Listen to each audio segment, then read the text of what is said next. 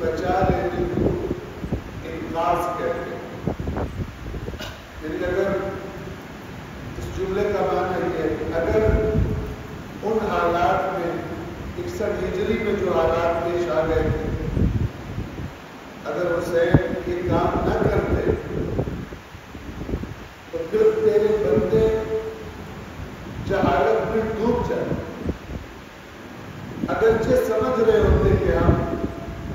دیندار ہے اور جو دین اللہ کا آخری نبی صلی اللہ علیہ وآلہ وسلم آیا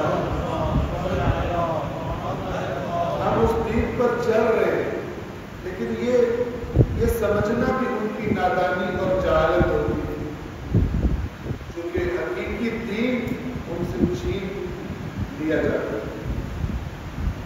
تاکہ تیرے بندوں کو جہالت میں غرق ہونے سے نجات دلوائے، وہ حیرت الضلالہ اور گمراہی کی حیرت سے نجات دلوائے۔ حیرت کا معنی عربی میں کیا ہے؟ جس طرح اردو میں کہتے ہیں نا، وہ حیران پریشان ہے کہ کہاں جائے اور کیا کرے اور کیا نہ کرے۔ تو جب انسان گمراہ ہو جاتا ہے، راستے سے بھٹک جاتا ہے، پھر اسے نہیں پتہ چلتا کہ میں کہاں جاؤں تو کس طرف رخ کروں تو منزل پر پہنچوں گا، اور جب تک رخ سیدھا نہ ہو، جتنا چلے، جتنا وقت لگائے، جتنی طاقت صرف کرے، گمراہ شخص منزل سے مزید دور ہوتا ہے جتنا چلتا ہے، بجائے منزل سے قریب ہو۔ بس امام حسین کی زیارت اربعین ہمیں بیان کر رہے ہیں کہ تیرے اس عظیم عبد میں حسین علیہ السلام نے اپنا خون دے دیا تاکہ تیرے بندوں کو جہالت سے غرق ہونے سے بچائے اور گمراہی کی حیرت و پریشانی سے بچائے۔ صلوات پڑھیں۔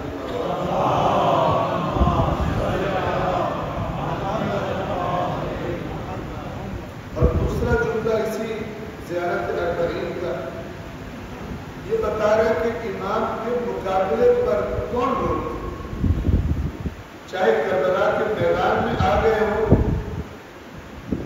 چاہے کوفہ میں بیٹھ کر کمانڈ کر رہے ہو، اور چاہے دمشق میں بیٹھے ہو، یہ کون لوگ تھے جنہوں نے جو امام کے خلاف اکٹھے ہوئے؟ توجہ فرمائیے، یہ جملہ سبب بتائے گا کہ کیا چیز ہوتی ہے جو امام حق کے مقابلے پر لے آتی ہے، عدل و انصاف کے پرچم دار کے مقابلے پر کیا چیزیں لے کر آتی ہیں۔ اور یہ ضروری ہے جاننا کہ زیارتیں فقط اجر اور ثواب کے لیے نہیں ہوتی، ان میں ہدایت ہوتی ہے، ان میں خبردار کرنا ہوتا ہے۔ یہاں بتایا جا رہا ہے کہ جس طرح امام حسین کے مقابلے میں یہ لوگ آئے تھے، ہم بھی تیار ہیں کل کو جب اگر اللہ ہمیں نصیب کرے اور اس دنیا کو عدل سے انصاف سے پر کرنے والی ہستی تشریف لے آئے، تو پھر میرے اندر ہمارے اندر یہ صفات نہ ہو کہ جن صفات والے پھر حق والے کے مقابلے میں کھڑے ہو جاتے۔ تو توجہ فرمائیے، وَقَدْ تَوَازَنَ عَلَيْهِ مَنْ غَرَّتْهُ الدُّنْيَا، اور یقیناً اس عبد عظیم امام حسین کے خلاف کن لوگوں نے ایکا کر لیا تھا؟ کون لوگ اکٹھے ہو گئے تھے، جمع ہو گئے تھے اس کے خلاف؟ وہ جن کو دنیا نے دھوکہ دے دیا، دنیا کا اقتدار، دنیا کے لالچ، موت کا خوف، یعنی دنیا میں زیادہ رہنے کی خواہش، میں دنیا سے چلا نہ جاؤں، مجھے مار نہ دے، مجھے زندان میں نہ ڈال دے، ان میں سے کسی بھی سبب سے راہ حق سے ہٹ جانا، اور یہ سبب بنتی ہے کہ انسان پھر جو حق کے لیے اٹھے اس کے مقابلے میں آ کے کھڑا ہوتا۔ امام حسین کے خلاف اکٹھے ہو گئے تھے وہ تمام جن کو دنیا نے دھوکہ دیا تھا، وَضَاعَ عَدْلَهُ بِالْأَرْضِ لِلْأَدْنَى، اور جنہوں نے اپنی آخرت کو اس دنیا کے ادنا اور رذیل گھٹیا چیزوں کے لیے، جنہوں نے اپنی آخرت کو بیچ دیا، جو دنیا دنیا حاصل کرنے کے لیے دین بیچ دیتے ہیں، وہ لوگ تھے جو اکٹھے ہو، اپنا نظریہ بیچ دیتے، اپنا عقیدہ بیچ دیتے. کس لیے بیچ دیتے؟ کیونکہ وہ کسی ظالم کے پاس جاب کرتے ہیں، کسی اللہ کے دین کے مخالفت کرنے والے کے آرڈر کے پابند ہیں، دنیا کے لیے آخرت بیچ دی.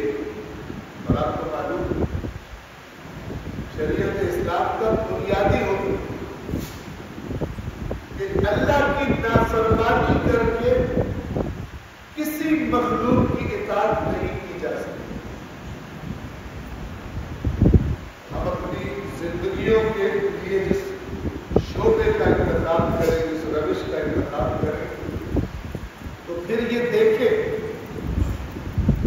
کہ جس شعبے کے ساتھ میں اپنی زندگی کو مربوط کر رہا ہوں، یہ شعبہ مجھے اللہ کی نافرمانیوں کی طرف جانے پر مجبور تو نہیں کرتا،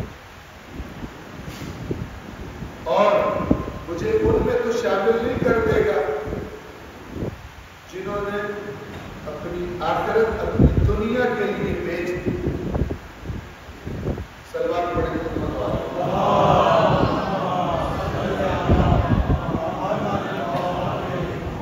اب انہی زیارت اربعین کے دونوں جملوں کو ذہن میں رکھیے اور قرآن کریم کی 2 آیات سورہ توبہ آیت نمبر 111 اور 112 سماعت فرمائیے.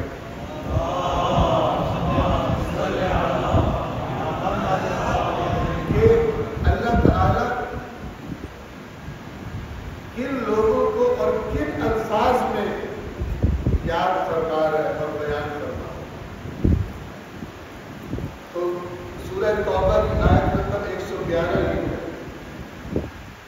ان اللہ اشترى من المؤمنین انفسهم واموالهم بان لهم الجنہ. بے شک اللہ نے خرید لیا ہے مومنوں سے ان کی جانیں اور ان کے مال. جب کوئی چیز خرید لیتا ہے پھر وہ مالک ہوتا ہے، اس کی مرضی چلتی ہے.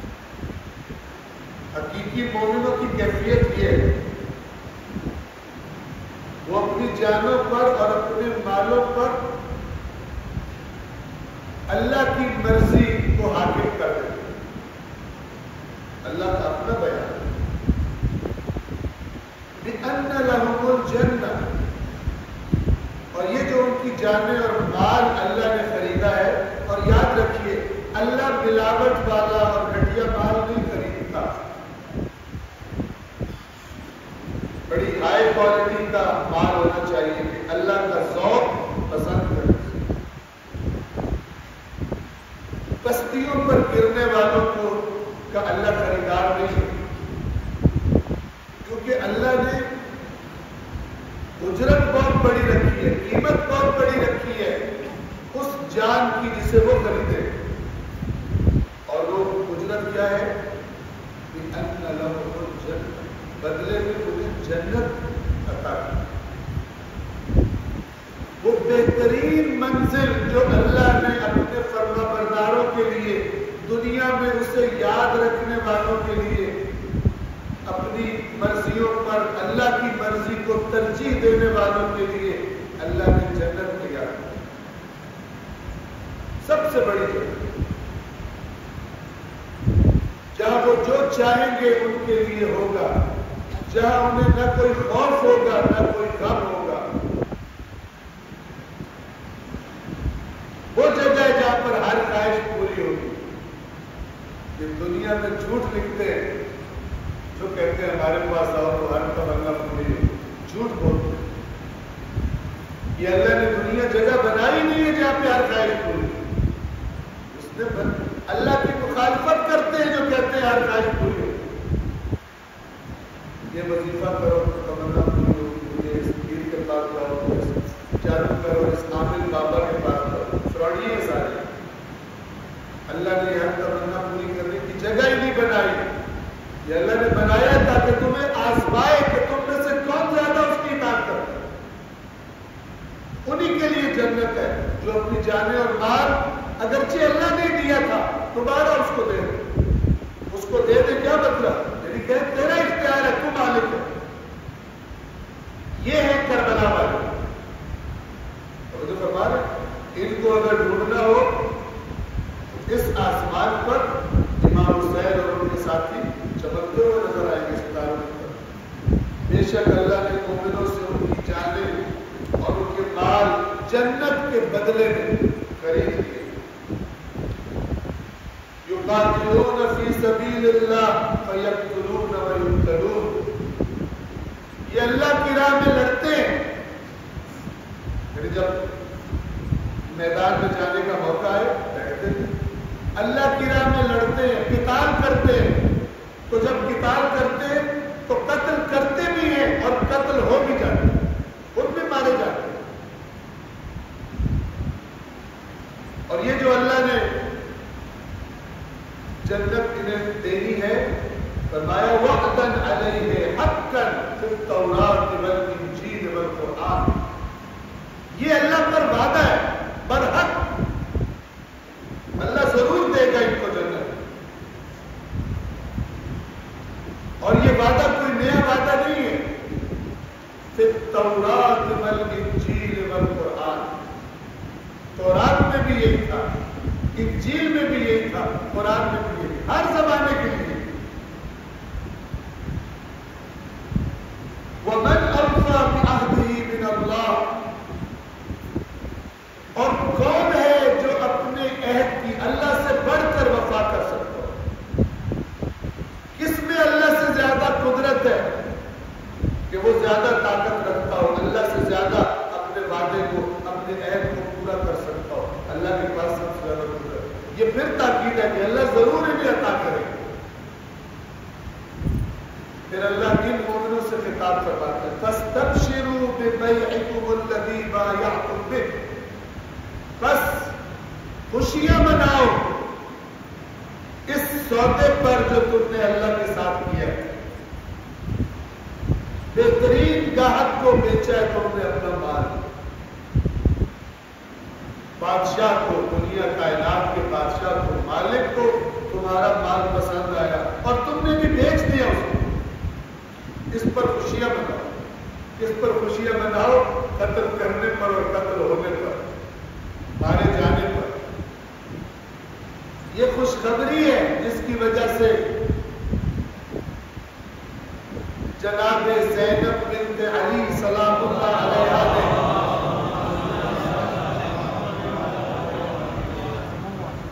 ابن زیاد لعین کے دربار میں فرمایا تھا ما رأیت الا جمیلا.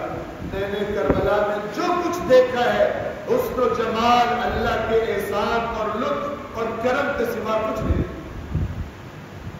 بس تب شروع اس قتل ہونے پر اللہ کہہ رہا خوشیاں مناؤ. مرنا تو ہے ہی. تو کون ہے جس نے مرنا نہیں ہے؟ کربلا میں اگر امام حسین کے ساتھی قتل کر دیے گئے تو وہ جو فتح کا جشن منا رہے تھے وہ کتنا زندہ رہیں گے؟ مرنا تو سب ہے. کیسی موت مرنا ہے، کس راہ پہ مرنا، یہ ہے. یہ اصل پیغام ہے ہر غریب کا. امام حسین کو یاد کریں راستہ تمہارا کون سا؟ خوشیاں مناؤ اس سودے پر جو تم نے کیا ہے. وَذَلِكَ هُوَ الْفَوْزُ الْعَظِيمُ. اور یہی ہے عظیم فوز. فوز کہتے فائنل، انتہائی، آخری کامیابی. یہ فوز عظیم ہے. اور ابھی آپ کے سامنے امام اور ان کی اولاد اور اصحاب پر سلام کے جو جملے میں نے خطبے کی ابتدا میں تلاوت کیے، ہم کیا زیارات میں پڑھتے ہیں، ان کے کیا جملہ بولتے ہیں؟ ان کو سلام پیش کر کے کیا کہتے ہیں؟ یا لیتنا کنا معکم. اے کاش ہم تمہارے ساتھ ہوتے. فنفوز فوزا عظیما. یہی لفظ. تو جو عظیم کامیابی تمہیں ملی ہم بھی اس عظیم کامیابی کو پا لیتے اگر ہم تمہارے ساتھ ہو. یاد رکھیں 61 ہجری کی 10 محرم اور 61 ہجری کی 20 صفر ایک ہی تھی جو گزر گئی، لیکن وہ راہ جس پر حسین چل رہے تھے وہ راہ وہی صراط مستقیم تھی جو حسین کے جد نے قیامت تک نجات کے لیے دکھائی۔ تو اس زمانے میں تو نہیں جا سکتے، لیکن اس راستے کو پہچان کر اس پر چل سکتے، اور یہی لشکر محمدی ہے، اور یہی لشکر علوی ہے، اور یہی لشکر حسین ہے، اور یہی لشکر ہوگا امام زمان عجل اللہ تعالی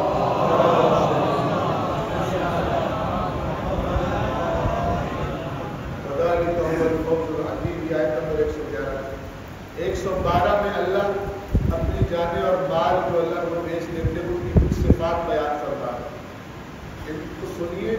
اور شب عاشور جو دشمن کا بیان ہے لشکر امام حسین کے بارے میں، ایسی آوازیں آ رہی تھی مناجات کی، دعاؤں کی، تلاوت قرآن کی، جیسے شہد کی پکیوں کے چھتے سے بن بگاڑ کی آواز آ رہی، دوسری ایسی آواز آ رہی۔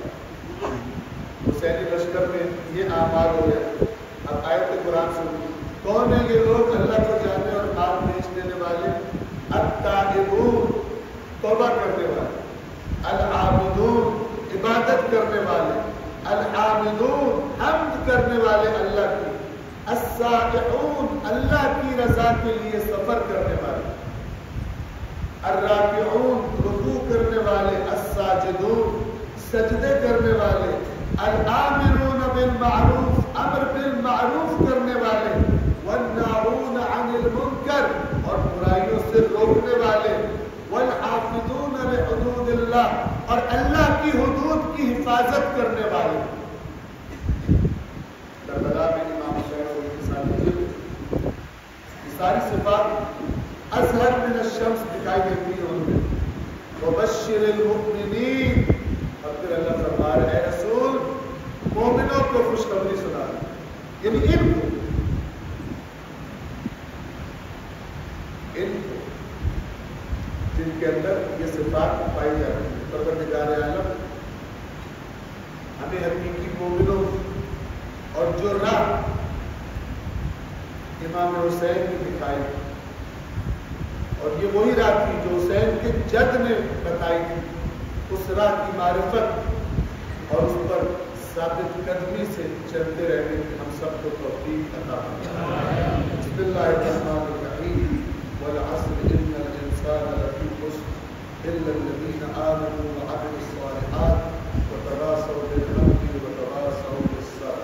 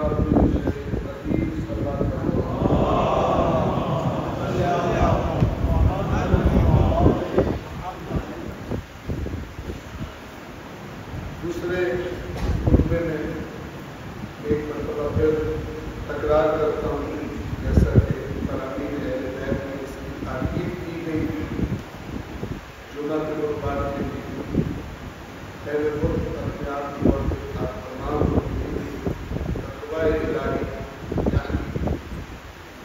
اپنے کاموں میں، اپنے فیصلوں میں، اپنی چوائسز، اپنے انتخاب میں، تمام معاملات میں اللہ کی رضا اور اس کی ناراضگی کا خیال ہے، اور یہی وہ بنیاد ہے جو پھر اس منزل تک پہنچاتی ہے جس کے بارے میں اللہ فرماتا ہے اللہ نے مومنوں سے ان کے مال اور جانیں جنت کے بدلے میں خرید سلوات پڑھے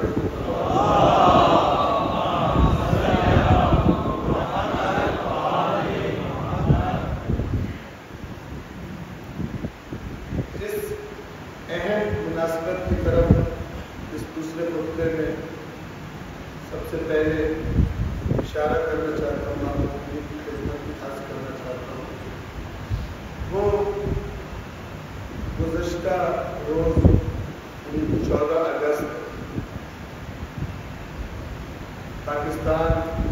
پاکستان میں رہنے والوں کے لیے انتہائی اہم ہے، اور اس دن کے لیے ہم یوم آزادی کا لفظ استعمال کرتے ہیں۔ یہ جو لفظ ہے عزیزان محترم آزادی، یہ انتہائی اہم بھی ہے اور انتہائی خطرناک لفظ ہے، کیونکہ جو شخص جو نظریہ رکھتا ہے جیسے اس دنیا کو، اپنی زندگی کو، معاشرے کو دیکھتا ہے، جو اس کے ذہن میں نظریہ ہے وہ آزادی کی وہی تعریف کرتا ہے۔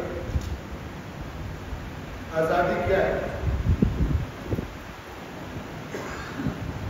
اگر ہم سب سے پہلے ان سے پوچھیں جنہوں نے اس آزادی کے لیے تحریک پاکستان میں شمولیت اختیار کی اور قائد اعظم محمد بن جناح رحمۃ اللہ علیہ اور ان کے جو مخلص ساتھی تھے ان کے ساتھ مل کر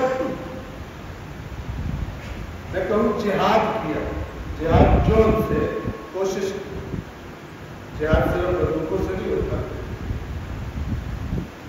جو بھی شعبہ ہے آپ کا اگر اللہ کی راہ میں آپ آگے بڑھے تو وہ جہاد، ہم کہیں جد و جہد کی، ہم کہیں جہاد کیا، وہ لوگ شامل ہوئے، وہ کیا کہتے ہیں یہ ضروری ہے، یہ آج کی نسل کے ذہنوں میں بار بار سے تازہ کیا، کیونکہ بہت سارے لوگوں کو جشن آزادی وہ اب ناچنے گانے کا ایک دن نظر آنے لگا، سڑکوں پہ نکل کر لڑکیاں لڑکے مکس ہو کر بعض لوگوں کے ناچ گانے کریں کیا آزادی، یہ بدترین خیانت ہے ان شہداء کے ساتھ جو پاکستان کی آزادی کے دوران قتل کیے مارے گئے۔ وہ کیا کہتے ہیں؟ بنیاد کیا تھی الگ ووٹ لینے کی؟ لا الہ الا اللہ، کہ ہمیں ایک آزاد خطہ زمین چاہیے، ہم مسلمان ہیں، ہمارا نظریہ الگ ہے، ہماری اسلامی ثقافت الگ ہے، مستقل ہے، ہمیں ایک آزاد خطہ زمین چاہیے جہاں ہم اپنے دین کو، دین پر آزادی سے عمل کر سکیں، ہم بتائیں کہ اسلامی معاشرہ کیسا ہوتا ہے۔ یہ کام ہم ہندوؤں کے ساتھ مثلا مکس ہو کے نہیں کر سکتے، لہذا ہمیں ایک آزاد ملک چاہیے، اسی لیے کہا پاکستان کا مطلب کیا؟ لا الہ الا اللہ، اسی لیے کہا۔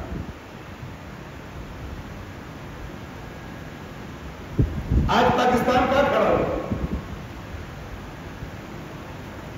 تدریجن دیکھیں، آپ اس جشن آزادی کے ترانے ہی دیکھ لیں.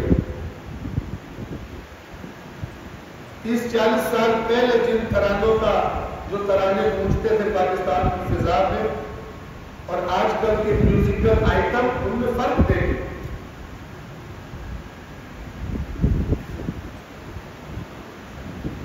پہلے ترانوں میں دین، جذبہ ایمان، جذبہ شہادت، جذبہ جہاد، اس کا عکس نظر آتا تھا.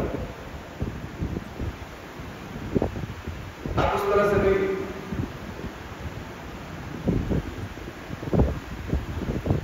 مغرب کی آزادی، مغربی آزادی یعنی انسان کی حیوانی نفسانی آزادی، اور اللہ کی نظر میں، رسول اللہ کی نظر میں، اہل بیت کی نظر میں، اسلام کی نظر میں آزادی یعنی جو اللہ نے انسان سے مطالبہ کیا ہے اس مطالبے کو پورا کرنے کی حرکت میں آزادی. اللہ کا مطالبہ کیا ہے؟ میری فرما برداری کون کرتا ہے تاکہ وہ منزل جس کا نام جنت ہے وہاں داخل کروں اسے. اسلام کیا کہے گا؟ آزادی کس کو کہے گا؟ اسلام. کہ کوئی رکاوٹ نہ ہو، کوئی گمراہ کرنے والا نہ ہو، کوئی ایسا ماحول بنانے والا نہ ہو جس ماحول کو دیکھ کے تمہاری توجہ اصل تمہاری زندگیوں کے مقصد کی طرف سے ہٹ جائے. اگر تم مومن ہو تو پھر جو اللہ نے مقصد بتایا ہے، ہر وہ چیز جو تمہیں ادھر جانے سے روکے اپنی طرف توجہ کروا لے.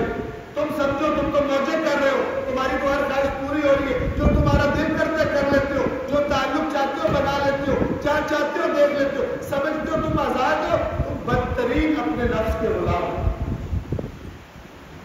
بالکل برعکس.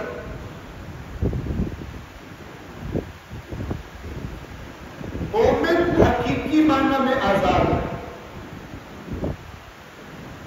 پھر مجھے ذہن میں آ جاتا ہے اور ضرور آنا بھی چاہیے، جو لشکر دو کربلا میں ٹکرا رہے تھے ان میں سے آزاد کون تھے؟ کون تھے آزاد؟ اللہ کی قسم آزاد وہ تھے جن کے ہاتھوں میں رسیاں بنی ہوئی. آزاد وہ تھے جن کو زندانوں میں رکھا گیا. آزاد وہ تھے جو بھوکے پیاسے تھے.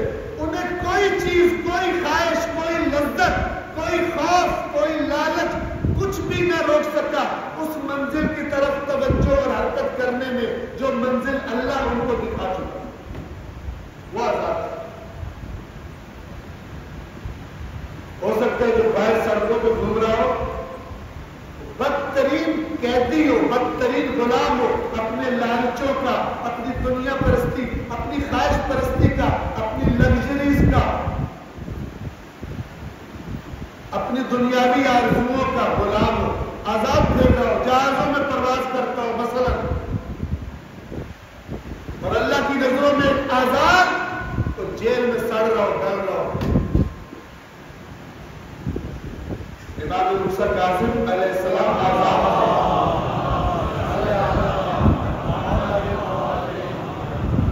کربلا والوں کو آزادی کا مفہوم سمجھنا چاہیے. آزادی کسے کہتے ہیں؟ اور پاکستان کی تحریک والوں نے بھی یہ تحریک اسلام کے نام پر چلائی تھی.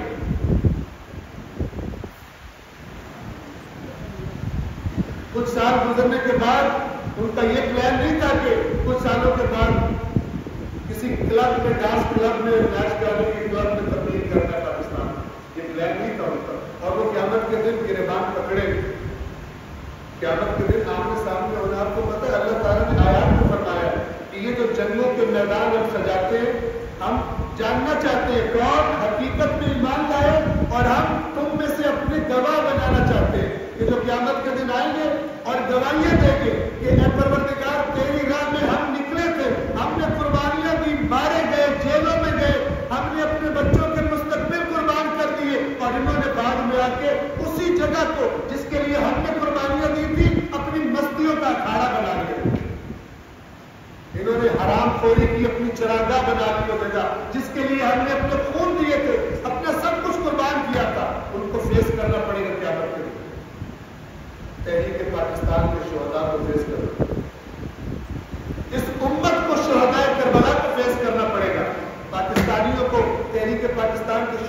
فیس کرنا پڑے گا. بتاؤ تم نے جو کیا اس پاکستان کے ساتھ کس حد کے تحت کیا؟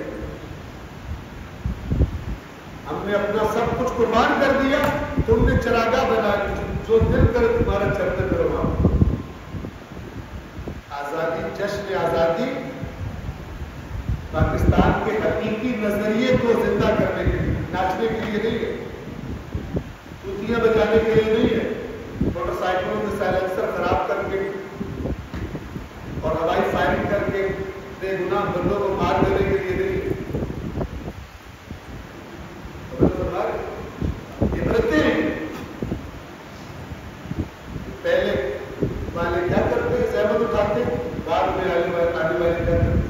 اللہ تعالیٰ سورہ مریم میں اپنے انبیاء کا ذکر کر کے کیا فرماتا ہے, چند انبیاء کا ذکر کر کے پھر اللہ فرماتا ہے فَخَلَفَ مِن بَعْدِهِمْ خَلْفٌ, جب یہ میرے نیک بندے اپنی کوششیں کر کے, تبلیغات کر کے, میری طرف ہدایت کر کے دنیا سے چلے جاتے تھے, ان کے بعد جو آتے تھے فَخَلَفَ مِن بَعْدِهِمْ خَلْفٌ, ان کے بعد کچھ ایسے ان کے لوگ جانشین ہوئے اضاعوا الصلاۃ واتبعوا الشہوات, دو کام کیے انہوں نے, نماز کو ضائع کیا, یعنی اللہ سے کنیکشن توڑ دیا.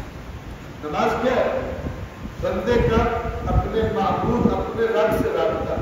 اضاعوا, ضائع کیا نمازوں, اضاعوا الصلاۃ, اور دوسرا کام آٹومیٹیکلی واتبعوا الشہوات, اور اپنی شہوات کے پیچھے لگ گئے, اپنی شہوات کے پیچھے لگ گئے. فسوف یلقون غیا, عنقریب ملاقات کریں گے بڑی خطرناک جگہ سے جو گمراہوں کے لیے اللہ نے تیار کیا. ایک مومن ہونے کے اعتبار سے, ایک مسلم ہونے کے اعتبار سے, ایک حسینی ہونے کے اعتبار سے جن چیزوں کی طرف توجہ ضروری ہے, اللہ تبارک و تعالیٰ توجہ کرنے کی ہم سب کو توفیق عطا فرمائے. یہ 40 کی واک جو چل رہا ہو, 40 کی واک کے لیے توجہ فرمائے. یہ ایک طاقت ہے, ایک پاور باہر آ گیا, لیکن ضروری ہے کہ اس پاور کی ڈائریکشن صحیح ہو. جو چل رہا ہے 40 کے دن, چاہے کربلا میں چل رہا ہے, چاہے پاکستان میں چل رہا ہے, وہ کیا سوچ کے چل رہا ہے, کیوں چل رہا ہے؟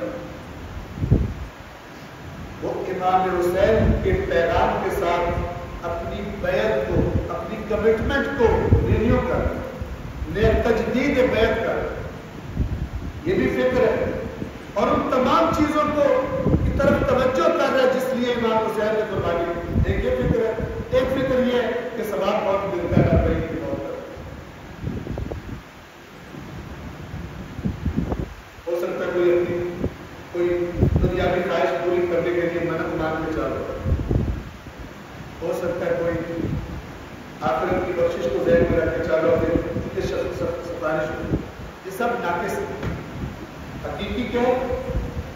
امام حسین علیہ السلام کے ساتھ اظہار یکجہتی, یعنی ان کے اہداف کی طرف توجہ کرے, اپنے وجود میں انہیں پیدا کرے, تب حسین یہ نہ کرے حسینی نہیں. اور وہ جو میں نے تحریک پاکستان کو بتایا وہ نہ کرے حقیقی پاکستانی نہیں, ان شہداء کا وارث, چاہے کوئی عام بندہ عوام کا, چاہے کسی سرکاری ادارے کا ملازم, جس کے اندر وہ جذبہ نہیں ہے, وہ قیامت کے دن شہداء پاکستان کے سامنے اللہ کی بارگاہ میں, اللہ کی عدالت میں وہ جب آ کر گواہی دیں گے, یہ ان کے سامنے جواب دے. اللہ تبارک و تعالیٰ اس کی رضا کو تمام چیزوں سے, تمام چیزوں پر ترجیح دینے کی ہم سب کو توفیق عطا فرمائے. بسم اللہ الرحمن الرحیم. قل هو اللہ احد اللہ الصمد لم یلد ولم یولد ولم یکن له کفوا احد. صدق اللہ العلی العظیم. والسلام علیکم.